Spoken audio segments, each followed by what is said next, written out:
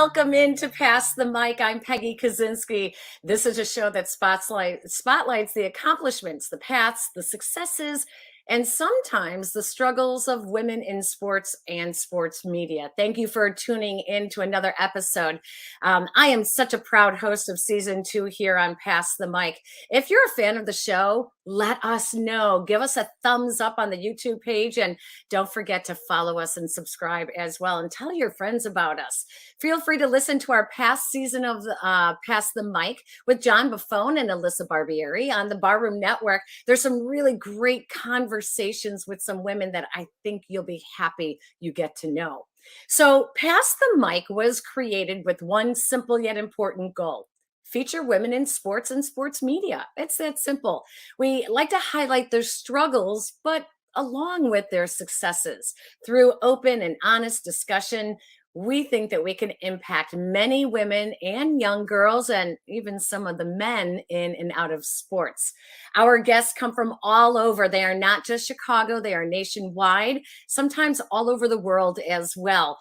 From veterans in an industry to newbies just getting started. Everyone has a story. And speaking of newbies, although I don't think she's just getting started, this week our guest is a young woman who at the tender age of 15 already is a golf veteran. She's a coach, she's an ambassador of the sport.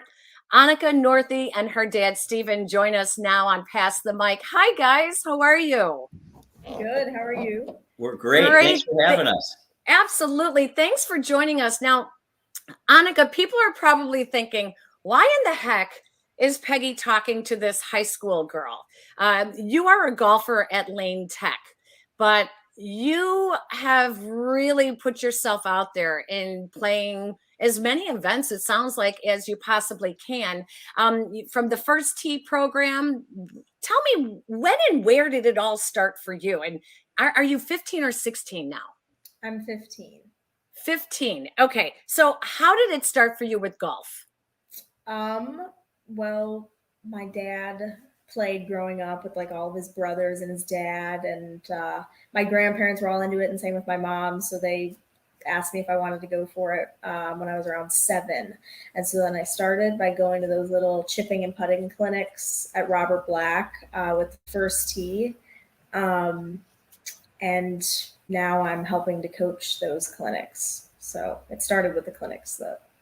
All right. I just got to tell you my golfing story. When I started, I was in high school at Resurrection High School on the Northwest side. And I'll never forget the gym teacher coming out and saying, okay, everyone take a golf club. We're going outside and we're learning to play golf. And I thought, this is the stupidest game ever. I'll never play golf. I was like, what am I doing? I'll never play this game. I played basketball and volleyball and softball, and now I love golf, and I'm kicking myself that I did not play when I was your age at 15. So tell me, like, are your friends playing golf, and was it a hard sell to get you to start playing? My friends are not playing golf. I mean, I have a good friend from my elementary school who still plays. I saw her at sectionals today. She goes to Jones. So I have like a few friends that do play, but the majority definitely don't. They like the idea of like going out and going to the driving range with me, or like, oh, you want to play 9? And they're like, oh, sure. Like, I've never played 9. So we do get out and try, but the majority of my friends do not golf. So I have a 13-year-old daughter, and getting her to golf is iffy. She loves to play. She doesn't like to practice, and she doesn't like to take lessons. I told her, of all the sports, golf, you really do need to take lessons so that you know what you're doing. But what I found with younger girls is they'll play a sport if it's social, if some of their friends are doing it. Have you found the same thing, that it might be a little bit of a hard sell for girls because it's not social enough? There's not a lot of girls like talking about, oh, I'm trying out for basketball, I'm trying out for softball, I'm trying out for volleyball. And you're like, I'm trying out for golf. Yeah, for sure. I was just out on the course today, and the first hole, the 2 girls like turned back to me and they're like, are you a quiet golfer? And I was like, no. And they're like, oh, thank God, I hate those quiet golfers. So like just, but I think making it a social event where, I mean, there's lots of breaks in golf. You're not constantly moving, constantly doing stuff. So there's like opportunities to talk and be social. So I think more people definitely should try out for high school golf teams and stuff. Tell me why. What is it about golf that you love? I mean, it's a really frustrating sport. So here's your chance, Annika, to pitch the game of golf to young girls out there. Well, just like the high school golf team is, I mean, there's no judgment anywhere in high school golf. I think like just a difference from like high school golf to like tournaments that I play in the summer and stuff. High school is just like, we're always out there joking around and we're having a blast, and nobody, I mean, you're like, everybody's cheering each other up if you're having a bad hole and stuff. So there's like no pressure at all, especially at like tryouts and stuff. So just, I think trying out is the very least you can do, and you might be surprised. And I mean, you have 4 years if you try out as a freshman to work on it and to improve, and it's just fun. Like practices are a blast then they're practice. Like we're all working at the driving range or chipping and putting, but we're all having fun too. So I try to tell women when they say that they're afraid to start the game of golf because it just seems too hard for them. That when I started, I didn't know what I was doing. I was just self-taught. And then when I got in television, I went to a lot of charity events, and I was expected to play, and I would get so nervous because there's all these guys. And I thought, oh my gosh, everyone is so good. Everyone's going to be so good. And then the more I went to these events, the more I realized everybody lies about how good they are at golf. So especially the men, they're not as good as they say they are. And the other thing is, if anyone watched, even the Ryder Cup, I can't remember who the player was, and he sculled a shot over. It was just a short chip off the green, and he sculled it across the green. And I turned around and I was like, I could do that. So once people realize that everybody makes mistakes in golf and that nobody's watching your game because they're more worried about their own game, then it kind of makes people feel a little bit better about themselves, don't you think? Yeah, and I always tell people when they're having like a bad match, like my one teammate was having a bad match a couple matches ago, and I was like, you're a junior in high school, like this is one round out of like thousands that you'll play. It doesn't matter. So you just have to think of it like that. Okay, so Dad, I think the obvious question before we start is she named after Annika Sorenstam? She's not. My Annika's mother and my wife, Deborah, is of Swedish descent, and she went to North Park University, and she had a roommate, and her younger sister's name was Annika. And from the time she was in college, she wanted to have an Annika. So we have Annika at Northwestern University Hospital. The doctor comes in the next day and says, was she named after Annika Sorenstam? And we say, no, it's just coincidence or whatever. Annika Sorenstam won the U.S. Open the day Annika Northey was born. Yeah. So that's July 3rd. Come on. Annika Joy Northey folklore. Oh my God, I think you need to lie and change your story and say, yes, she was named after her. Well, if we ever meet Annika Sorenstam, the story will be changed. Oh, I love that. So, Stephen, tell me about getting your daughter into golf. You introduced the game to her at a very young age. You're not Earl Woods, I get that. But what was it about the game that you really wanted to expose it to her?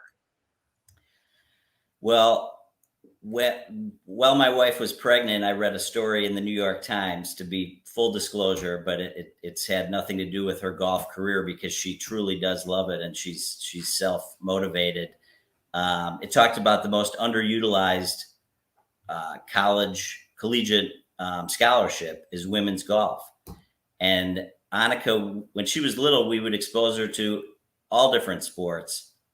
Like I tried to get her into soccer for years, I'd be like, Annika, you've got a lot of gas in your tank. I think you'd be good at soccer.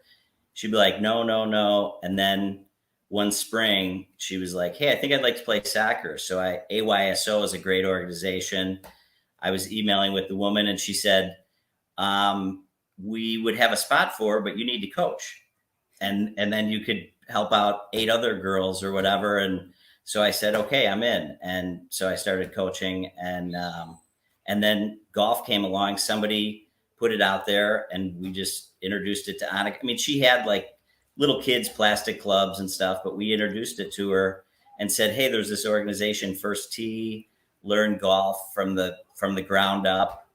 And she was into it, and she took to it like a duck to water. She had a kind of a natural swing, and she just really enjoyed it. And we just kept on going through the program. And then last summer during COVID, Annika wasn't going to camp or anything, and she had kind of outgrown First Tee, but we got in touch with First Tee and said, hey, could Annika volunteer to be a kind of a junior coach? They were like, yeah, we're desperate. That's a fantastic idea. And then this year they built a junior coaching program, was born from that. So that's kind of a cool thing too. I love it. And part of that offshoot after First Tee is drive, chip, and putt. And that's how I found out about you, Annika, was through the drive, chip, and putt program, started by the Masters back in 2013, that and the USGA and the PGA of America.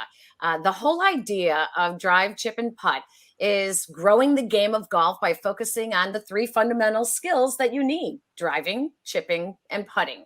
It's a free competition for junior golfers, age 7 to 15 across the United States.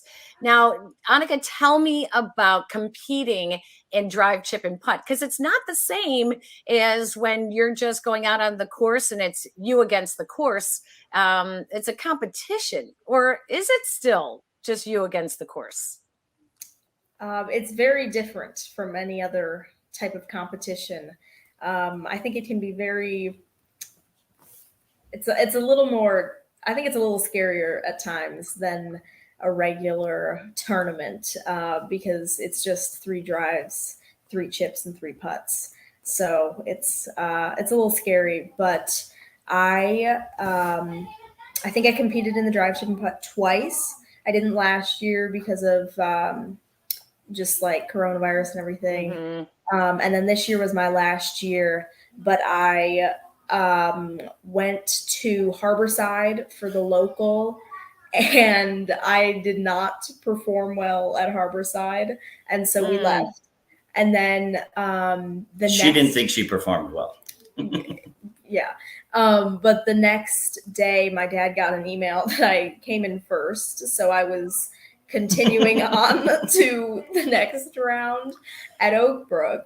And then at Oakbrook, there was a little bit of a backup with the driving. And so I waited like 35 minutes past when my tee time was supposed to be, in line with just like my driver, and like I was just ready to go. But it just got my nerves a little bit sky high. And so I got up there and I hit my 3 drives, and all 3 of them went out of bounds. So none of them went towards my score. But then I went to the chipping station, which is where I met Palmer, who told you about me, because I made my 3 chips, and the first 2 were like 2 or 3 inches from the hole, and then the third one went in. And he was like, so you're pretty good at chipping, but what happened at the drive? And I was like, yeah, we don't have to talk about that. So I got like an almost perfect score with my chipping, and then a 0 on my drive. And then my putting was all right, and I came in second. And so then I went on to the next round, which was at Medina. Ooh, now Medina is my home course. That's where last year I got my first hole-in-one. On number 6 on the number 2 course. 179 yards. And Annika, I am not ashamed to say that I had to use my driver because I typically drive about 170. And so I used my driver and listen, there's no pictures on that scorecard. It still says it's a hole in one. So I want to ask you number one, let's go over those three. Driving first. What do you play? What club do you play? And what is your typical distance on a drive? What club do I play? Yeah. What brand? What brand? Okay. I play Cobras. Okay. I got into the Cobras. I was just using I started off with US Kids clubs, and then First Tee gave me a set of clubs to use for a little gap year that I didn't I was still a little too small for women's and stuff, but then I got my beautiful Cobras after I made it onto the Lane varsity team. And I love my Cobras. My best friend was playing the Cobras, and so I was I would try them out, and I was like, oh my, I love them. So I just made the decision pretty simple. But my typical drive is 220, 225. Oh my gosh. Of course it is. Of course it is. I'm with you, Peggy, at 170. Right? Oh my gosh. Annika, that's fantastic. Oh my gosh. That's really something. So 220. So then you chip really well.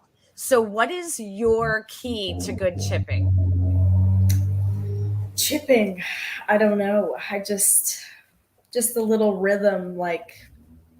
I always when I'm teaching the little kids how to chip and putt, you just have to feel it out, and you have to see what feels good and just make sure you're fluffing the grass how you want to. And I just really enjoy reading the green before my chip, because you got to see how it's going to roll when it lands and stuff, and picking out where you're going to land it. There's a lot of chipping is my favorite. I love chipping. And putting, what's the key to putting? Putting, very similar thing. Just the feeling. I think staying down when you're putting, a lot of people say hold your finish with, but it's a very how does it feel type of sport. So you're exactly right. And what is your index right now? Do you know? I do not know. Do you know what's your handicap at your home course?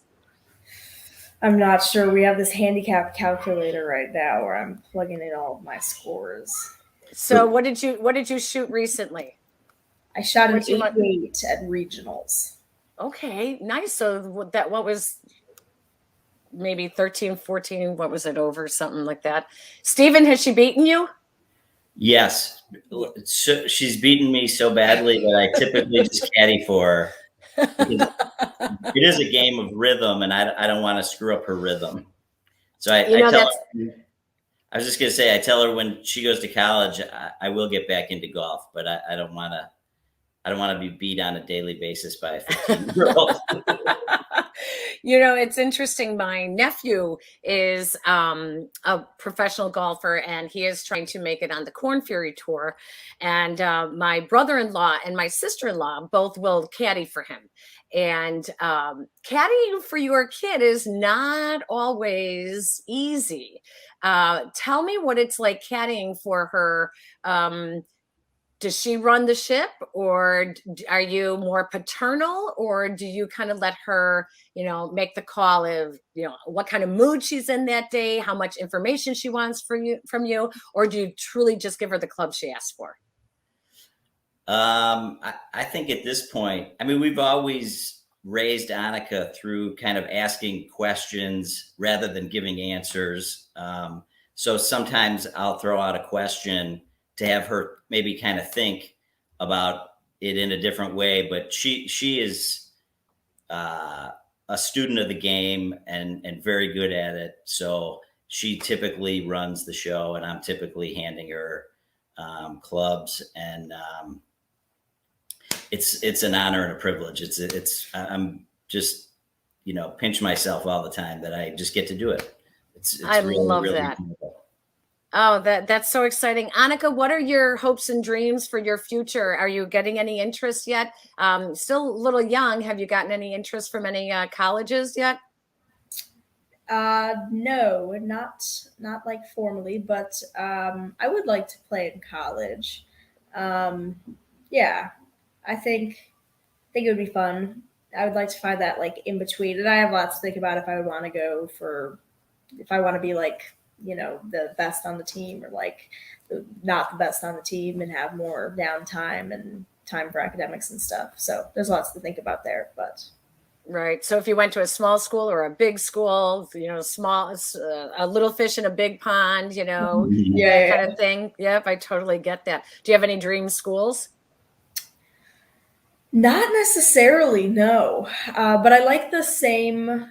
I think I'll kind of go into, or what I'm thinking right now is going into college the same way I went into high school. I wanted it to be a school with like a fun atmosphere and fun sports and stuff. Because Lane is like, it's a very big school. There's lots of people to meet. And then our football team is not good, but going to the football games is very exciting. And so I chose Lane because of the football team and because of the atmosphere. So I think I'll go about college a similar way. Has it ever been difficult for you being a golfer, not being, one of the big main sports in high school? Did you ever struggle, maybe identity wise, or just didn't want to play anymore? What was the toughest time that you've been through? Well, golf is a very mental sport.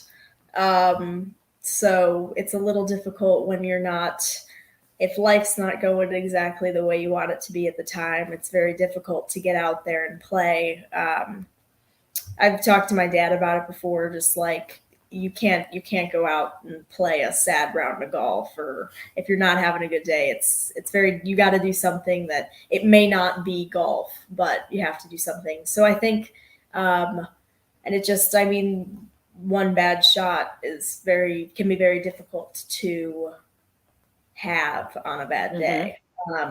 So I've definitely, I mean, it's a difficult sport in that sense, but It sounds like though that you understand the machinations of the game. Has it carried over into your life outside of golf at all? Does it make you a more patient person? Has just playing golf made you a different person, more confident? A lot of young women learn so much from playing sports, whether it's confidence or how to. We always say it's easy to win, it's harder to lose, and you learn how to lose as well. What has sports done for you? yeah, that's definitely true. I mean, it's very different from it's also like having it be an individual sport and stuff. Like it's kind of you against yourself at times. And there's like no outlet for like if you're getting mad or whatever, it's hard to have an outlet. You're not like playing football where you could tackle somebody. Um, but yeah, I mean, it's definitely. I think I am a more patient person and more of a listener because of the sport. I think, which is very interesting to think about. But Tackle golf, that could be the next Olympic sport. I think you might be onto something there. Stephen, oh, what have you seen? What have you seen the difference in your daughter playing sports? What sports has done for her? I'm just happy that she loves her Cobra clubs and hasn't wrapped them around a tree. Um, I think sports has turned Annika into a leader, public speaker. First Tee has given her so many opportunities that have just been absolutely awesome. She was one of two keynote speakers. There was her and a boy that is involved with the First Tee program too, that gave the keynote speech out at North Shore Country Club last Monday. And both of them, I was so proud of them. They had, 100 people in the palm of their hand telling stories about First Tee and about golf and school and just everything going on in their lives. It was just really cool. So I think it's done tremendous things for Annika and a lot of kids. So I encourage people to get them involved with First Tee and lay a solid foundation and start early, because they'll reap benefits for years.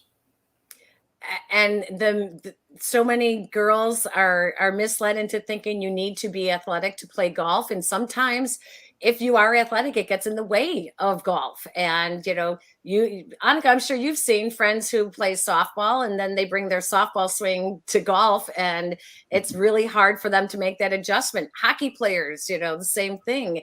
I really encourage dads and young girls, get your daughters involved in golf, because it is the perfect sport to mold you. You're like a piece of clay when you start, and with good teaching, boy, you can really enjoy the game of golf. It's such a delight, and it's a sport for life, isn't it?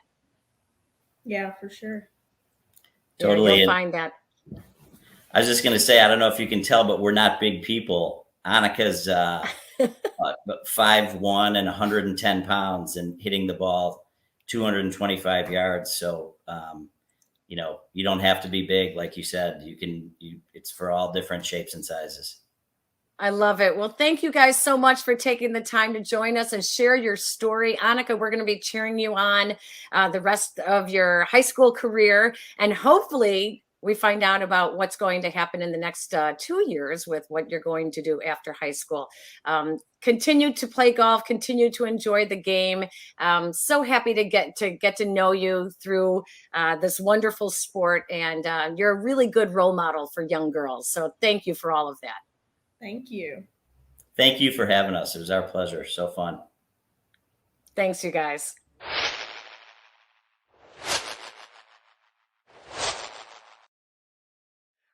Our thanks to Annika and Stephen Northey, also to the First Tee program, the Drive, Chip, and Putt program as well. Now on to the mic drop. So I have to be honest about a couple of things. I had a hole-in-one last year at Medina Country Club on course number 2, 179 yards on the 6th hole. And yes, I used my driver, but that's the feeling of a great golf shot. That's the feeling when you really strike the ball. Golf can be so fun. And Annika's not kidding. It is a mental game. It is such a difficult game. Dads and moms, I encourage you to get your daughters involved in golf. It is so good for them in so many ways, not just for the mental strength, the social aspect. It's easy to learn how to win, like I said. It's hard to learn how to lose. And in golf, you're almost always losing against the course. So to learn that lesson at a young age is just invaluable. And to see a young lady like Annika Northey to be so mature and sure of herself, you can tell that golf has really done great things for her. There are so many opportunities for girls in the suburbs, sure, to play golf, but not necessarily in the city.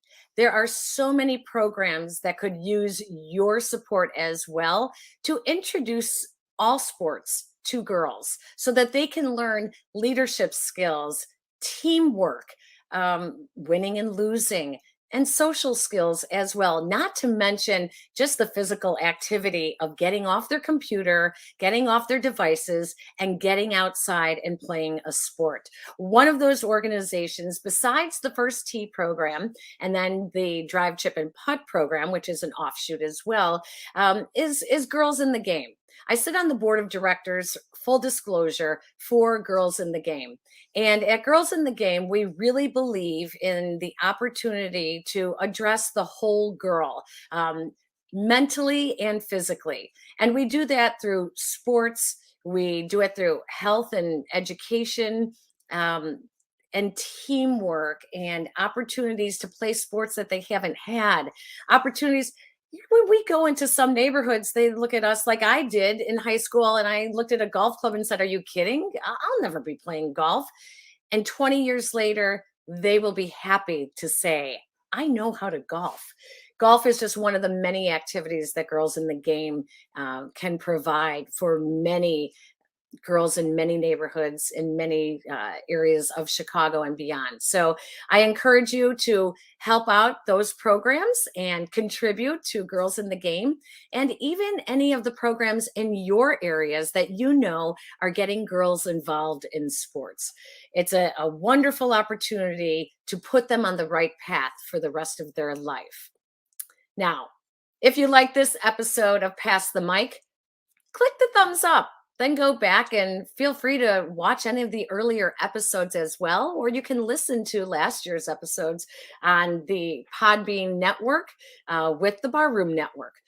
You can follow me on Twitter at Peggy Kusinski, or Facebook, Peggy Kusinski NBC Chicago, and on the gram at NBC Peggy.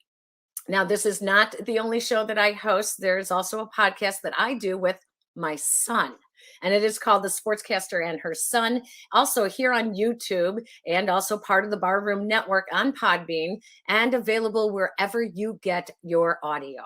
Check it out. Don't forget to subscribe to both shows. You can check out my website as well, thesportscasterandherson.com. I want to thank our producer, Aldo Gandia. Thank you to Palmer Moody and Lizzie Mavrigines and Kevin Quinn from the Illinois Section PGA, and all of those involved with the First Tee program. Thank you to Annika Northey and her dad, Stephen, and thank you for watching. We'll see you next time on Pass the Mic.